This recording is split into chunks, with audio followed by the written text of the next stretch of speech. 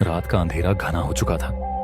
विशाल जंगल की ठंडी हवाएं अजीब सी सरसराहट पैदा कर रही थी। चार दोस्त रवि, समीर, नेहा और पूजा एक एडवेंचर ट्रिप पर निकले थे। दिन भर घूमने के बाद वे जंगल के बीचों बीच बने एक पुराने लकड़ी के घर में रुके। गाइड ने चेतावनी दी थी, इस जंगल में रात को बाहर मत निकलना, यहां कुछ ऐसा है जो इंसानों को पसंद नहीं करता। लेकिन दोस्तों ने इसे मजाक समझा और रात को बाहर जाने की योजना बना ली। रात के ठीक 12 बजे जब पूरा जंगल सन्नाटे में डूबा था, चारों दोस्त टॉर्च लेकर बाहर निकले। हवा में एक अजीब सी ठंडक थी। अचानक समीर को झाड़ियों के पीछे किसी के होने का एहसास हुआ।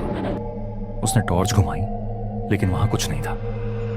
कुछ दूर चलते ही नेहा को लगा कि कोई उनका पीछा कर रहा है। जब उसने पीछे देखा तो सिर्फ अंधेरा था। तभी अचानक एक दिल दहला देने वाली चीख गूंज उठी। चारों बुरी तरह घबरा गए।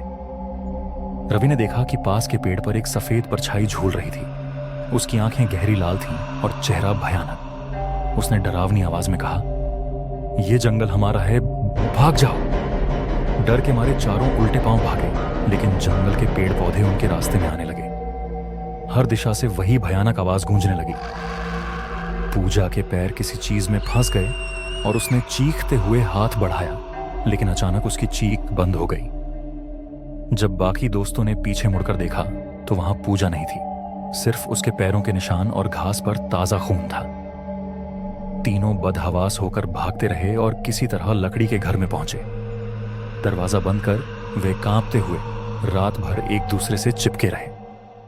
सुबह गाइड ने उन्हें खोज निकाला, लेकिन जब उन्होंने पूजा के बारे में पूछा तो गाइड का चेहरा सफेद पड़ गया। पूजा, लेकिन इस जंगल में जो एक बार खो जाता है वो कभी वापस नहीं आता।